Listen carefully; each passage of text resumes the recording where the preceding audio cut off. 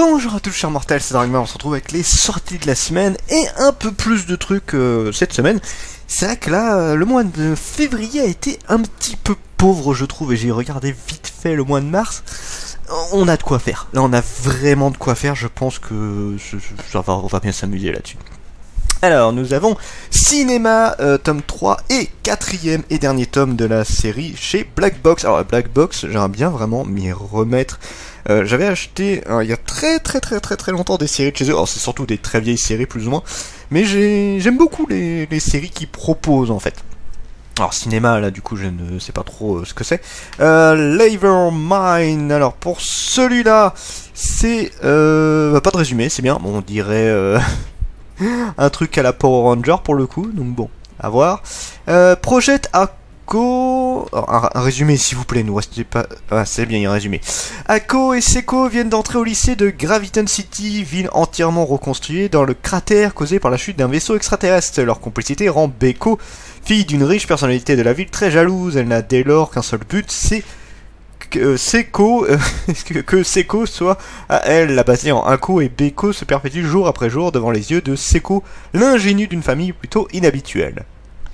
Ça m'a l'air très particulier. Bon, à voir, pourquoi pas. Seiyuki 4, 5 et 6, ils font comme Mehan, ils t'en sortent plein d'un coup. Donc terminé en 6 tomes pour le coup. Torbong Girl, un tome, on sait pas combien il y en a pour l'instant. Après 20 000 ans d'emprisonnement par les fées dans les entrailles de la Terre, la tribu des Samboma profite de la crise environnementale pour semer le chaos.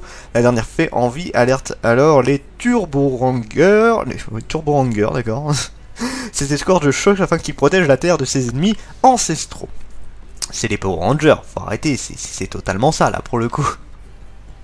Enfin bon, Angel Hearts première saison, volume 18, là c'est une réédition de chez Panini, donc ça je prends pas, enfin je les prendrai plus tard, pour l'instant je ne les prends pas.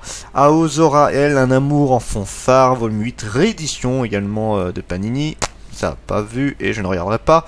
Failure Frame, du Mehan et de la fantasy, ils adorent la fantasy. J'aime bien parce que quand ça a commencé Mehan, c'était pas du tout ça, c'était du médiéval et un côté un petit peu mafia, tout ça qu'on avait. Alors là, ils sont partis totalement sur le médiéval, mais ça marche bien, hein, j'ai envie de vous dire. Toka Mimori, lycéen aussi discret qu'un PNJ appartenant au décor, a été invoqué dans un autre monde avec ses camarades de classe afin que tous deviennent des héros. Ça me fait penser à Rifureta comme ça. Mais tandis qu'autour de lui se succèdent les attributs de rang S ou A, lui se voit qualifié de rang E. C'est extrêmement cliché parce que c'est souvent ça. On se dit bon à jeter et se retrouve expédié au fin fond des ruines dont personne n'est jamais ressorti vivant. C'est alors qu'il découvre que ses compétences d'alternation d'état, après un vue inutile, lui permettent en fait de terrasser de puissants monstres. C'est quasiment le même résumé qu'Arufureta, c'est impressionnant. Je vais me rebeller contre ce monde avec ses capacités dont ils se sont tant moqués. Putain, mais c'est pas le même héros, mais c'est plus ou moins la même chose. Ainsi débute le récit de vengeance de ces héros rejetés de tous au pouvoir hors norme en passe de devenir un démon. C'est plus ou moins la même chose, je le redis. Donc oui, ça va m'intéresser, mais là, putain, c'est vraiment le même style. Donc là, on a le 1 et 2 qui sortent, donc j'ai déjà commandé tout ça, donc ça, je les prendrai. Goblin School Twins, volume 11, et Goblin School classique, volume 15. J'aimerais bien reprendre la série des Goblin School, j'avais beaucoup aimé. Série qui était très connue, et maintenant, un petit peu mieux aux oubliettes, à mon goût. C'est dommage. Gannibal, volume 8, ça, j'ai toujours pas lu. J'en avais entendu du bien, mais toujours pas vu. Grand Blue, volume 7 et 8. Pas lu, à l'occasion je les prendrai. Kirby Fantasy volume 2. En vrai j'aimerais bien voir les Kirby, Yoshi, Wario, il y a plein de mangas sur eux, ça peut être marrant, mais pas tout de suite. Le chef-d'œuvre de Junji Ito volume 2. Alors j'ai toujours pas acheté le manga de Mangetsu, mais il y en a un qui va sortir que je risque de prendre dans très peu de temps, j'avais vu. L'Honor Life in Another World volume 3, ça je le prendrai, c'est clair et net. J'ai beaucoup aimé les deux premiers tomes, faut que je vous le présente. Masamune Kun Revenge volume 6, j'ai pas accroché du tout aux deux premiers tomes, donc ça je pense pas que je vais continuer. Mon colloque d'enfer volume 11, ça n'a pas été repoussé ça à la base, c'était pas la semaine dernière. Enfin bon, du coup bah oui j'avais commencé et là j'ai pas continué, c'est le dernier tome, je le lirai. Mais Elder Sister volume 4, j'ai pas commandé le 3, donc je l'ai fait, donc j'aurai le 3 et 4, il faut que je vous parle de la série d'ailleurs. All Green Brindage volume 1. Qui est où? Je t'ai pas mis. Ah si, il est là. Alors, cette série, depuis le décès de sa mère, Midori, une lycéenne, prend soin de son petit frère et de son père. Elle ploie sous le poids de la charge mentale et trouve refuge dans un petit jardin à l'école. Elle y retrouve Sakiya-san, un ancien élève qui travaille à côté. Ils vont découvrir chacun chez l'autre cette légèreté dont la vie a besoin pour être vécue. Mais jusqu'où les mèneront ses sentiments? C'est terminé en 4 tomes. En 4 tomes pour un truc romance, ouais, je sais pas.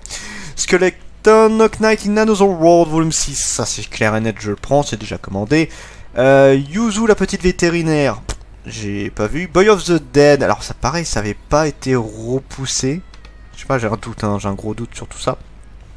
Dans une Amérique dévastée, tandis qu'une épidémie transforme les humains en morts-vivants, l'humanité essaie tant bien que mal de survivre dans un monde en perdition. Suivez le quotidien torturé entre survie, amour, désespoir et séquestration d'individus livrés à eux-mêmes, qu'ils soient fils, frères ou amants.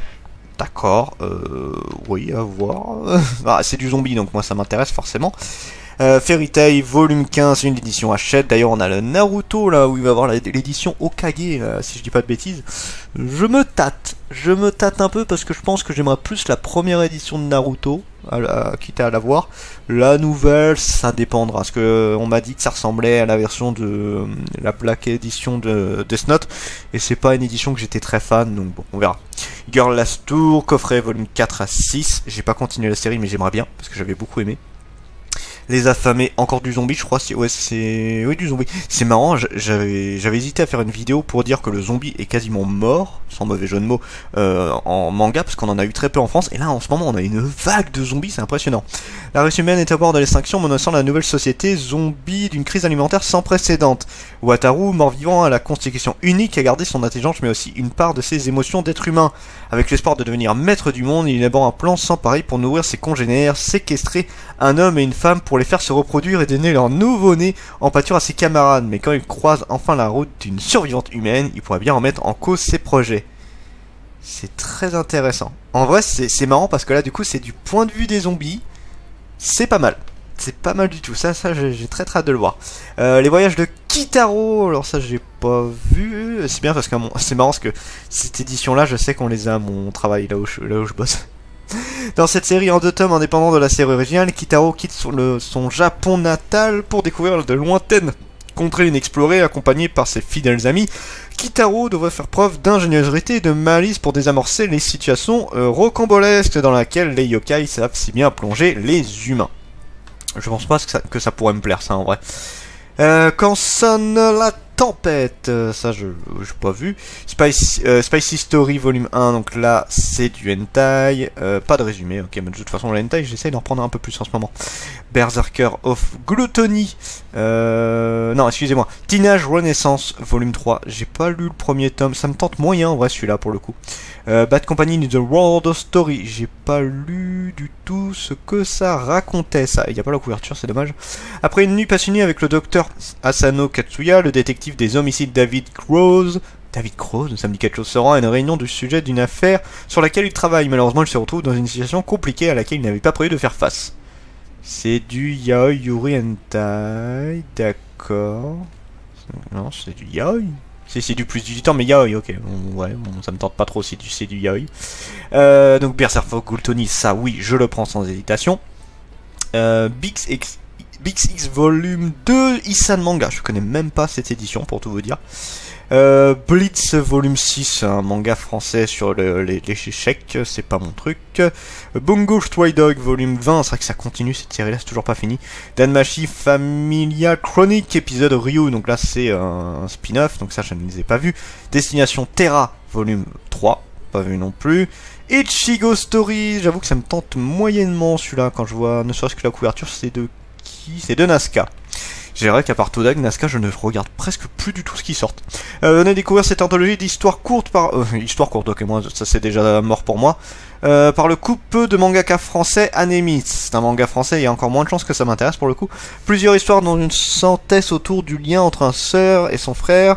Une sur un couple qui se crée autour d'épreuves, une autour de Sentai, qui se focalise sur le rapport père-fils, et 3 autres à découvrir à travers un dessin magnifique et une narration centrée sur le lien familial, plongé dans l'univers d'un couple de mangaka dont vous n'avez pas fini d'entendre parler. Alors des dessins magnifiques, je demande à voir, parce que si c'est ça les dessins magnifiques, c'est pas si exceptionnel que ça, pour le coup. On verra. Mais j'avoue, je pense que vous l'avez compris, je suis pas du tout tenté par ça. La princesse du château sans fin. Terminé en un tome, c'est du érotique, c'est un hentai, ça? Sexe univers alternatif. Oui, sûrement, je suppose. The Princess of the Neverending Castle est un recueil signé Shintaro Kago, maître de l'Eroguro. Putain. On y suit une histoire déjantée se déroulant durant l'époque Sengoku dans un château qui ne cesse d'évoluer et de se scinder à chaque nouvel événement historique d'importance. Pourquoi pas? J'hésite pour le coup. Le jour où j'ai décidé d'envahir la Terre, alors ça j'ai totalement abandonné la série, c'est pas du tout mon truc. Les écailles d'un dieu. Jolie couverture, mais c'est du yaoi, ça, si je dis pas de bêtises, oui, ça a l'air d'être du yaoi. Elle était une fois une grand-mère qui promit à son petit-fils un dieu dragon. Des années plus tard, le jeune Shiharu s'éloigne de Tokyo, où il va entamer sa carrière, excusez-moi excusez-moi, bien décidé à passer des jours tranquilles dans le village où il a grandi. À peine arrivé, il y rencontre Rin, un homme étrange aux cheveux blancs, mais cet être exébulant n'est peut-être pas aussi humain qu'il y paraît, car il en fait du... Attends, il en a en fait de bien grandes dents et de bien belles écailles. D'accord, oui, ça me tentera pas ça je pense. Make Ball Feminine Football Team, s'il y a une série que j'aimerais bien rattraper, c'est clairement celle-là. J'avais adoré la série et il faut que je la reprenne. Plongée dans la nuit, volume 3. Je vois pas ce que c'est. Les Soulland, j'ai pas encore vu, mais ça m'attire pas du tout. Vraiment, pas du tout. Soulmate, et d'ailleurs, c'est bien, ce serait bien que... Ah, ce serait du Yuri, visiblement, vu la couverture. Ou pas? Non, je sais pas. Si, homosexualité, c'est du... ou du yaoi. Non, c'est peut-être du yaoi, cela dit. Qui ferma les yeux et s'endormit dans l'étreinte chaleureuse de sa petite amie Yunzi. Elle se réveille alors 10 ans auparavant, de retour au lycée, qui y voit une chance de sauver l'amour de sa vie de sa maladie en phase terminale. Mais elle ne sait pas que son moi adolescent est dans son corps d'adulte. Bah putain, j'avais vu le résumé de ça, je crois. Qu'elle s'est construite et du temps précieux qu'elle a passé avec Yunzi. Leur amour peut-il vaincre tous les obstacles dans ces deux chronologies? J'ai l'impression qu'il y a encore plein de séries qui ont été repoussées. The Pink Album, donc là c'est bien du hentai, recueil d'histoires courtes nous narrant les aventures d'une riche héritière aux mœurs légères et pleine d'imagination, d'une nonne se laissant peu à peu gagner par la luxure, d'accord, d'un photographe en terre inconnue et encore d'un groupe d'adolescents à la plage. Auteur Shindoel. C'est Shindoel qui a fait ça? Oh mais je prends direct si bien du Shindoel. Ah, y a pas hésité, je prends directement, là, y a pas photo. Et on finit avec Yunzone, volume 4. J'ai pas vu pour celui-là. Pas mal de choses. Il y a quand même pas mal de choses sur cette semaine, et je pense que ça va bien enchaîner pour le mois de mars. Enfin, de ce que j'ai vu, il y a beaucoup de titres intéressants. Sur ce, c'était Dragmar, et je vous dis à la prochaine, chers mortels.